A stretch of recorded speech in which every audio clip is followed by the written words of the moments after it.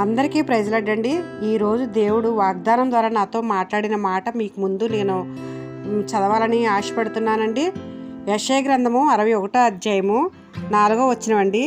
చాలా కాలము నుండి పాడుగానున్న స్థలములను వారు కట్టుదురు, పూర్వమున్న పాడైన స్థలములను కట్టుదురు, పాడైన పట్టణములను నూతనముగా స్థాపింతురు, తరతరముల నుండి శిథిలములై ఉన్న పురములను బాగు చేయుదురు.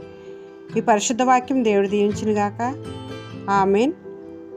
దేవుడు నాతో మాట్లాడిన వాగ్దానం అండి ఇది. ఈరోజు నేను ఈ వాగ్దానాన్ని ఎత్తుపట్టి ఈరోజు నేను ప్రార్థనలో పెడుతున్నానండి. తండ్రి, నీకు స్తోత్రాలు. ఈరోజు మీరు మాతో మాట్లాడిన మాటను బట్టి నీకు వందనాలు తండ్రి. పాడైన మా బ్రతుకులను మీరు బాగు చేస్తానన్నాడు. శిథిలమైపోయిన మా హృదయాలను, కఠినమైపోయిన మా హృదయాలను, పండగా మారిన మా హృదయాలను మీరు బాగు చేస్తున్నందుకు మీకు వందనాలు తెలియజేసుకుంటున్నానండి. ఇంకా ఎవరైతే మీ గురించి తెలియక ఇంకా ఉన్నారో ఈ లోకంలో, వారందరితో కూడా మీరు వాక్యం ద్వారా మాట్లాడమని, వారికి ఎలా చెప్పాలన్నది వాక్యం ద్వారా మేము ఎలా చెప్పాలని అన్నది కూడా మీరు మాతో మాట్లాడమని, మీరే మాకు సహాయం చేయమని యేసు నామమున బట్టి వేడుకొని ప్రార్థిస్తున్నాం తండ్రి. ఆమేన్.